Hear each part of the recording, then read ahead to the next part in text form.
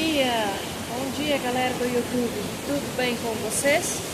Hoje, o casal viajante for dar um passeio.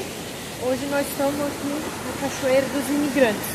Nós ia para a Colônia Maciel, depois para olhar o túnel. E aí depois nós vamos conhecer o trilho do trem abandonado, tá?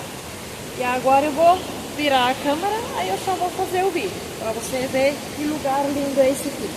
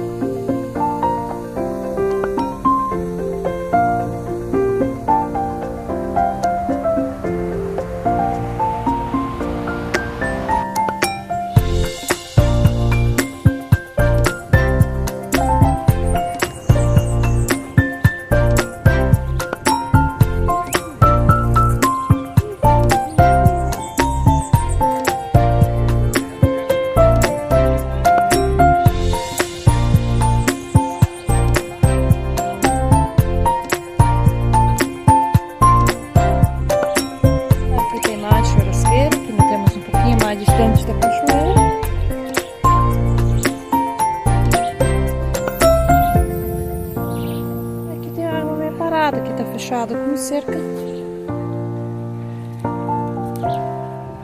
Tem gente acampado lá. Ah, show de bola. Então tá, pessoal. Hoje de manhã nós já estivemos visitando a Cachoeira dos Imigrantes e vamos finalizar nosso vídeo aqui. E... até mais. Até a próxima. Aí nós vamos achar um lugar para fazer almoço. Não sei se vai fazer um vídeo do almoço ou não. Estamos vivendo também o almoço ainda para chegar. sim. Coitado, foi até Colônia. Aqui já é Colônia Maciel. Aqui, né? Já é Colônia Maciel. Olhar o túnel, olhar a ferrovia do trem antigo e olhar a ponte da ferrovia. Nós vamos olhar a chave fazer um vídeo também para vocês. Então, abraço a cada um. Deus abençoe a cada um de vocês. E assim se inscrevam. Assista, se inscreva no canal, deixa o like e dedo no sininho para ser notificado a cada vídeo que nós fazemos novo, vocês serem notificados. Então se inscrevam, deixe seu like e ó, até a próxima. Então tá, pessoal, por hoje esse vídeo vamos finalizar aqui. E lá o outro nós vamos finalizar, fazer o início depois, né? Isso. Senão vai ficar o vídeo muito comprido. Aí vamos finalizar aqui, vou deixar um abraço para todo mundo, quem está assistindo o nosso canal. E curte, comente e compartilhe os nossos vídeos. E até a próxima. Tá bom?